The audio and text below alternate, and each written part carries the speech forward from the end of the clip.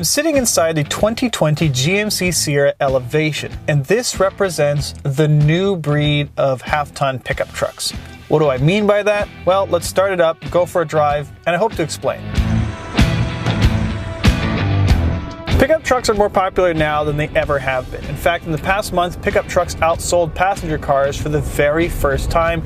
We just can't get enough of pickup trucks as a buying demographic. And as the popularity of trucks has grown, what we expect from our trucks has grown with that. I mean that today's trucks are the most luxurious and complicated that have ever been sold on the market. This is the GMC Sierra Elevation, and it's actually aimed at a younger buyer. It gives you this kind of cool, monochromatic, blacked out look that people were seeing from a lot of young customizers, especially out west in Alberta, British Columbia, Saskatchewan. In keeping with its theme of a younger buying demographic, the Elevation is a bit of a value model. This model starts at $51,000. This one, as you see it, is loaded with all the options you could imagine and rings in at an eye-watering $67,500. Now, $50,000 is a big number, but it's actually kind of ballpark for a decently loaded half-ton pickup truck. You're going to find competition from Ford and Ram starting in at the late 40s. Now, what makes this one really interesting is that it's equipped with the 3-liter Duramax inline-6 diesel. All three of the American half-ton truck makers now offer a light diesel option, essentially, and this is the GM offering. One of the things that kind of shows the value-based roots of the Elevation package is that you can only get it with cloth seats, and honestly at $67,000 I expect leather, or at least a convincing leather vinyl. Also in the interior is a premium Bose sound system, which I'm going to give a Clayton sound system rating of a 7 out of 10. It's pretty good. It's evenly matched, it fills the cabin with sound. I'm not really acutely aware of where the sound is coming from. It does a good job of filling the space with sound, and I like that. Also found in the interior are storage everywhere. Look at the size of this thing. You could fit another GMC Sierra inside that cubby. There's one right there on the dashboard. There's another cubby here. You can fit mugs and thermoses and clipboards and phones and chargers. Anywhere you could think about in this interior. It is clearly meant to be functional from that aspect.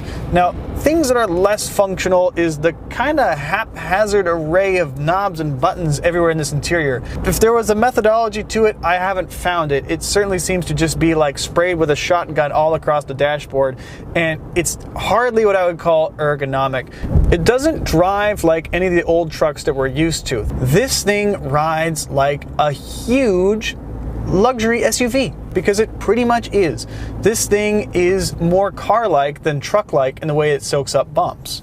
Now, that's awesome for highway cruising. This thing just eats up highway miles, and I love it on the highway at 110, 120. Where it falls apart is anytime you have to turn the wheel even a little bit, it feels like you're driving a waterbed. This thing rolls all over the place. I realize this is a 5,000-pound truck, and I don't expect this thing to be a Miata, but there is a certain level of squishiness and ponderousness here that I just don't find desirable at any vehicle at any size.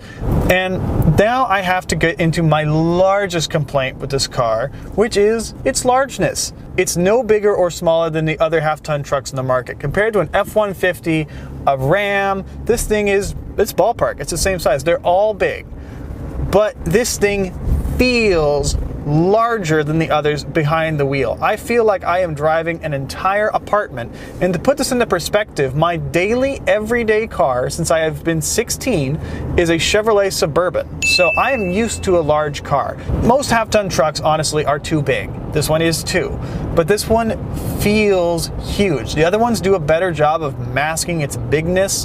The hugeness pays off in the interior. I have lots of lateral room all the way around me. It's clearly meant that if you're a large person, this is going to fit you perfectly. And the bigness is so huge that I can barely reach the opposite corner of the screen. On the touchscreen, I have to lean out of my chair to adjust things on the touchscreen because it is simply so far away. Now, to move all that bigness around, you have a decent selection of engines. The base engine in the Elevation is a V6. It makes 310 horsepower. You can also get the 5.3-liter V8. And then we have what we have, which is the 3-liter Duramax diesel. It's an inline 6 single turbo. It makes 277 horsepower and 460 pound-feet of torque. Now, if you're doing actual work with this thing and towing, you're really gonna love that low-end torque, and you're just not gonna be able to get that in a V8 gas engine, no matter how big or how cool that engine is. Now, the other thing about this drivetrain is that it's smooth for a diesel. It's incredibly smooth. It has a 10-speed automatic transmission. The shifts are wonderful. They're perfectly smooth when I want them to be. They're quick and snappy when I want them to be. It doesn't hunt around for gears despite having 10 of them. The drivetrain in this truck is perfect. It's just great. The one thing I would complain about is worth noting is that this is a $4,800 engine option. It's so expensive. Now we're going to talk about diesel availability among the other three, and it's so nerdy and number intensive. I'm bringing out my notes. So, Dodge will also sell you a 3-liter diesel, but it is a $3,900 option, and it's only offered on their expensive trucks. You can only get it on the Rebel, the Limited, or higher. You can't get it on any trim. Ford will sell you a 3-liter diesel, which is the lowest power of all of them, 250 horsepower, 440 torque. It is the weakest of the three, but you can get it on the low trim XLT model, but it costs $7,500. So, all that being said, does it make sense to buy the diesel in the GMC Sierra, or would you be better going with the 5.3 liter V8, which makes 355 horsepower and 380 pound-feet of torque? Well, honestly, it doesn't make sense if you're trying to save money.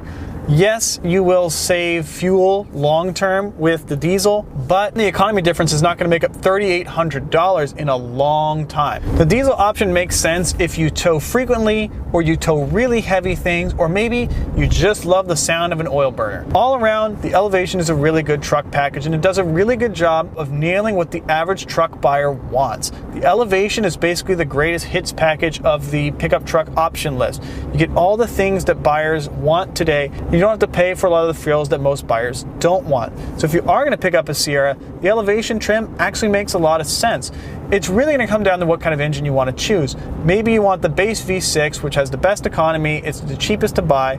Maybe you want that classic V8 sound, or maybe you want the towing power and ultimate capability of the Duramax diesel. Whatever engine you choose, the GMC Sierra is a thoroughly modern half-ton truck, and I just wish it was smaller. That's all I wish. But maybe I'm crazy. Tell me in the comments.